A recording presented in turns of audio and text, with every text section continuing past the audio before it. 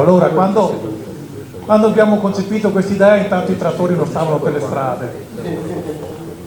E vorrei anche ribadire che noi come tecnici abbiamo lasciato un compito importante di relazioni internazionali di un prodotto che avete capito bene, ve l'ho detto tra le righe, non ha valore, perché lo possono fare da qualsiasi parte del mondo. Quindi sta a noi come impresa trovare quel minimo di differenziazione inseguendo i clienti importanti, inseguendo il mulino di un certo interesse, per trovare quel minimo di non possiamo rovesciare il mondo, però quell'1-2 euro in più per quintale sono la sopravvivenza. Bravissimo.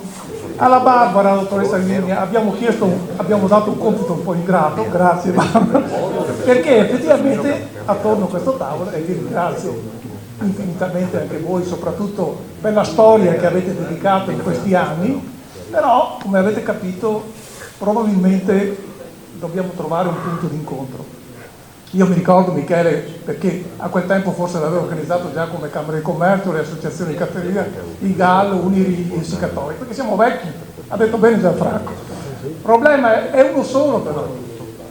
Per dare una risposta al territorio in mezzo a questo contesto politico e sociale, prima di dare la colpa alle associazioni di categoria, c'era un signore prima che ha dato la colpa alle associazioni di categoria, signori, gli imprenditori devono anche capire dove vogliono andare. Per cui come tecnico, ormai ho dei clienti che hanno 3 generazioni, avevo il nonno, il papà e il figlio, però bisogna anche capire dove si vuole andare. E se questo serve per unire, allora vi faccio un esempio e poi dopo andiamo. Sono 2 grossi commercianti a 2 passi da noi che si occupano di ortofrutta, soprattutto frutticoltura. Capite che la frutticoltura, sto guardando un attimo chi se ne occupa, è in caduta libera. Però signori, se stanno facendo, e non è un segreto perché non l'ho detto pubblicamente, circa 2000 ettari in Marocco, e stanno facendo con le piante loro, perché qui non c'è più motivo di interesse di sviluppare. Se poi dopo andiamo alla fiera e troviamo che il distributore nell'agroalimentare ha un 33% di marchio commerciale suo, capite che questo era un qualcosa che competeva a chi aveva il prodotto in mano. E le nostre divisioni, le nostre discussioni, è la colpa del sindacato A, la colpa del sindacato B, ma tu come imprenditore però devi porti questo problema. Io come tecnico, ma i colleghi che hanno, perché qui stiamo utilizzando risorse degli iscritti, collegio per integrare, per creare una forma di dibattito che sia costruttivo.